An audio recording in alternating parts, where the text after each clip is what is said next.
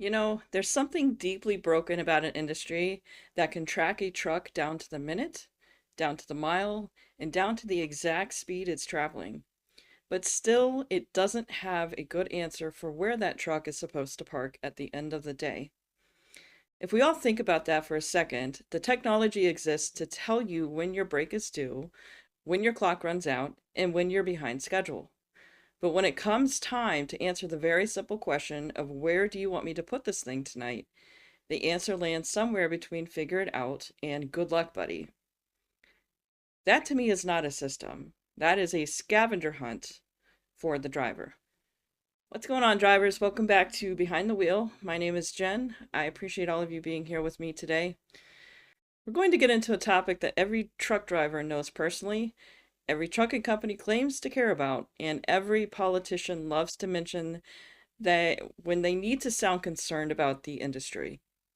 And yet, somehow, despite all of the attention and all the concern, it keeps getting worse in real life. Truck parking. And I'm not going to talk about truck parking as a broad industry talking point. I'm talking about the actual daily experience of trying to end your day legally, safely, and without having to perform a minor miracle in the size of a tractor trailer. Because if you've driven long enough, you know at the end of the day can be one of the most stressful parts of the entire job. Not because driving or backing suddenly gets harder, because once that clock starts running down, the entire mood of your day starts to shift. At that point, you're not just driving anymore. You're hunting, you're scanning for exits, you're doing math in your head, running through options and backup options. You're trying to decide whether the next spot is a real spot or just somewhere that looked open 3 hours ago and now is parked super tight. That's a miserable way to finish a workday. And the reason this episode matters is because truck parking is not just another driver complaint that can be brushed aside. It's a safety issue, it's a fatigue issue, and a planning issue. More than that, it's one of the clearest signs that the industry keeps expecting drivers to solve problems that should have never been dropped on them in the first place. So, today we're going to talk about why truck parking is still such a mess, why the burden keeps falling on the driver, and what this issue reveals about the gap between what trucking says it values and what it actually plans for. All right, so let's start with road headlines. And today's headline isn't just that truck parking is frustrating. Drivers have been saying that and have been experiencing it for years, if not decades. The real headline is that this has been a documented safety problem for years. The data confirms it, and drivers are still being sent out every single day into a system that does not provide enough safe, legal places to shut down. The federal government has acknowledged this for a long time. Truck parking is still treated as a national priority under Jason's Law, which was created to specifically address the parking shortage and the safety implications involved in it. That law has been on the books for years. The problem hasn't gone away. The numbers make it hard to pretend that it's a minor inconvenience. The ATRI research shows that drivers spend an average of 56 minutes a day looking for parking. Time that costs roughly $5,500 a year per driver, or about 12% of their annual income. Separate research has found there is approximately one truck parking space for every 11 truck drivers nationally. Not 1 to 1, 1 to 11. I don't know about you guys, but that does not sound like a small gap to me. That is a structural shortage that has been in places for years, while the number of the trucks on the road has only grown. Now, there has been some movement on the funding side. In early 2026, late 2025, Congress did move a spending bill that included $200 million for truck parking projects. That is real money, and it does matter. But the scale of the problem still significantly outpaces the speed of the response. Recent reporting from Landline found that a new study documented more than 2.2 million ramp parking events annually in the United States, including over 300,000 long-duration stops on highway ramps. That's not a handful of drivers having a rough night. That's a system level shortage playing out every single day across this country. So when people in this industry talk about truck parking like it's a side issue, it's just one more thing drivers bring up when they need to vent, that framing doesn't hold up. The research doesn't support it.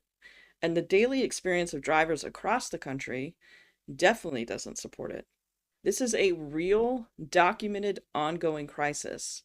And the industry's response to it, while improving incrementally, has consistently lagged behind what the problem actually demands. That's the headline, essentially. It's not that parking is annoying, but it's dangerous, it's measurable, and it's still not being treated with the urgency it deserves. All right, so let's move into doc talk, because this is where the parking crisis kind of stops being a statistic and it becomes a Wednesday evening for you and I. Every driver knows that feeling when the day starts getting away from you and parking stops being something to think about later and becomes the main event for that night. You start running the mental calculations of how much time is left, which truck stops are up ahead, whether the rest area has any shot at this hour, and how far past that the next realistic option even is.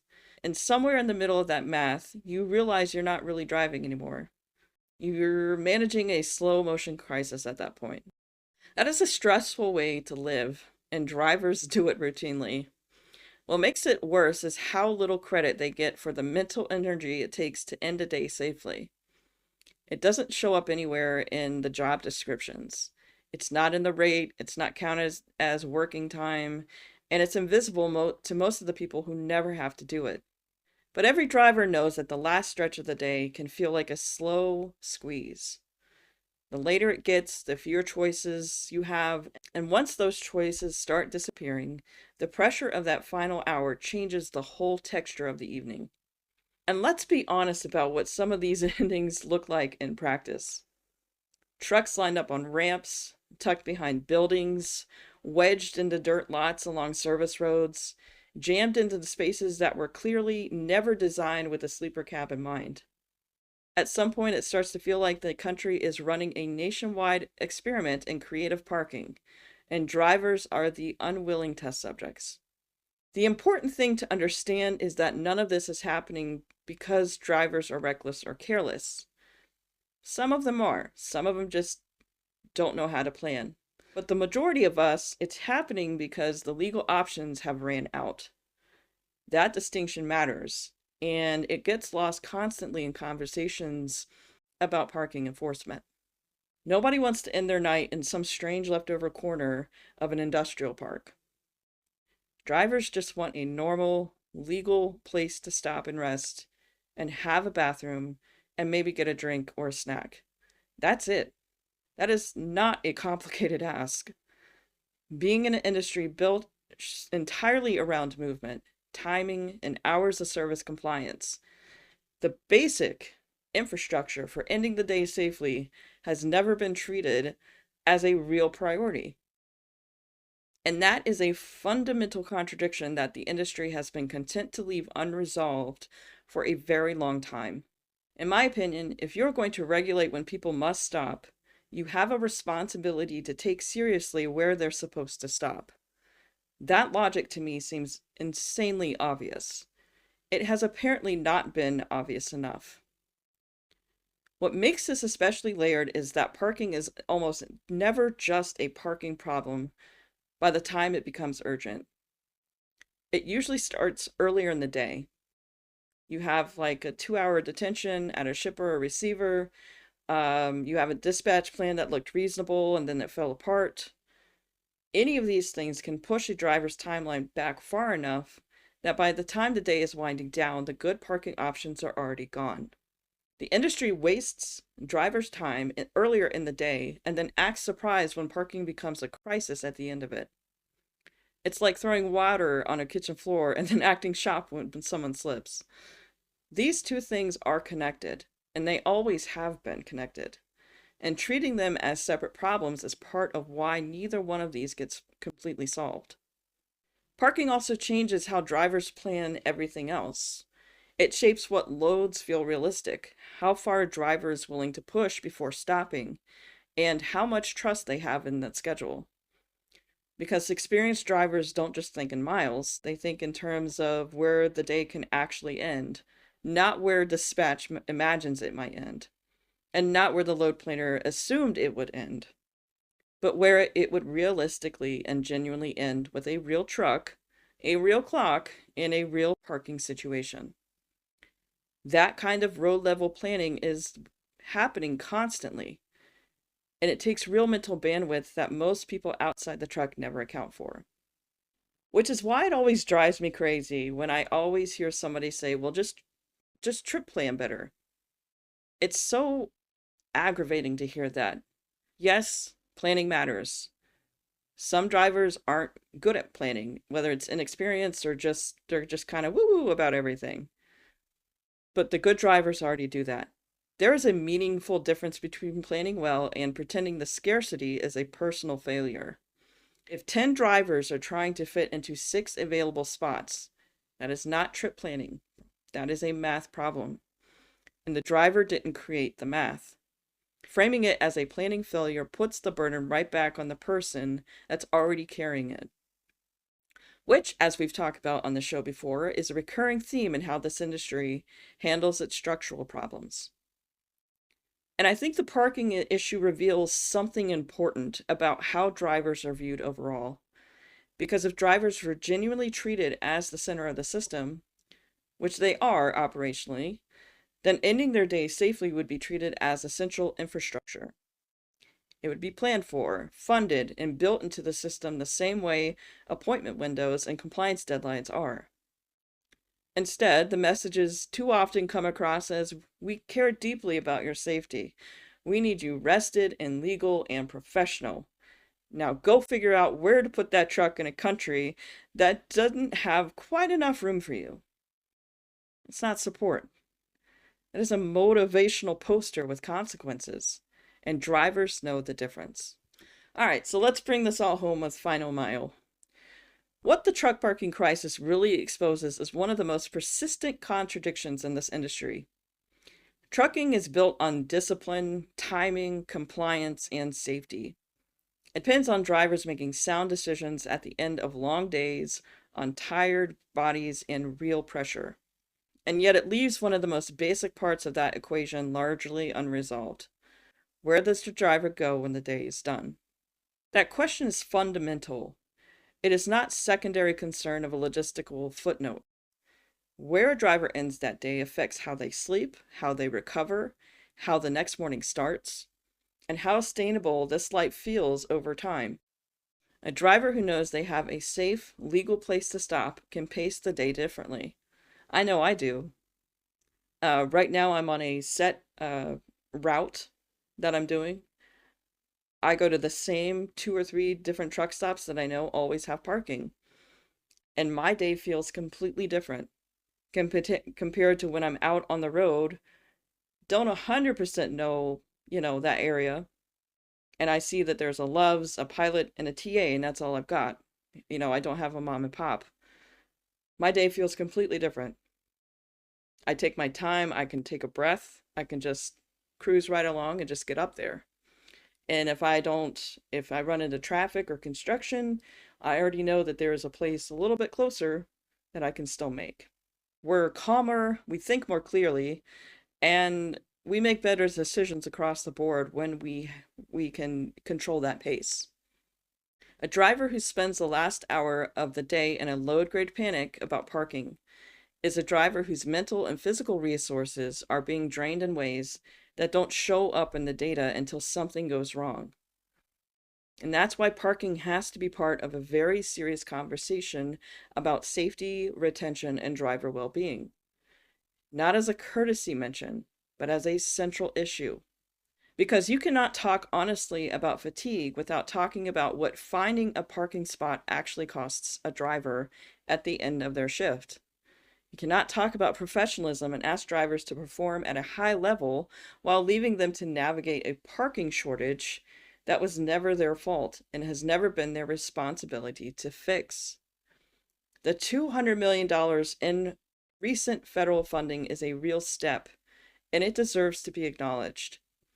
But the gap between that step and the actual scale of the problem is still very significant.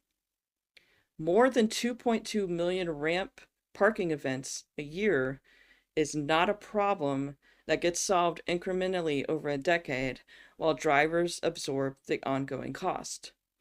It requires the kind of sustained, serious attention that the industry has historically given to things that affect shippers and carriers directly and extended to include the people actually operating the truck. The shipper controls the dock. The receivers control the unload. The broker controls the rate. Dispatch controls the plan. And the driver is sitting at the end of all those chains. Somehow is expected to make it all work cleanly, legally, safely, and without complaint. Parking is just the final version of that same dynamic. After absorbing delays and bad information and unrealistic schedules, the driver is then handed one more unsolved problem and told to figure it out before the clock runs out. Drivers deserve better than that. Not because they are asking for something exceptional, but because they're asking for something simple and basic. A real place to stop, a real chance to rest, and a system that doesn't treat the end of the day like an afterthought. You know, the fact that this is still a crisis in 2026, with all of the technology and research and stated commitment to driver safety that exists in this industry, says something important about the gap between what trucking claims to value and what it actually builds around. So that's going to do it for today's episode of Behind the Wheel. I appreciate you guys hanging out with me today and listening to this episode. If this one hit home for you, make sure to share it with another driver and also subscribe to the channel and leave a comment down below. I've got a lot more ground to cover and it's only going to get real from here.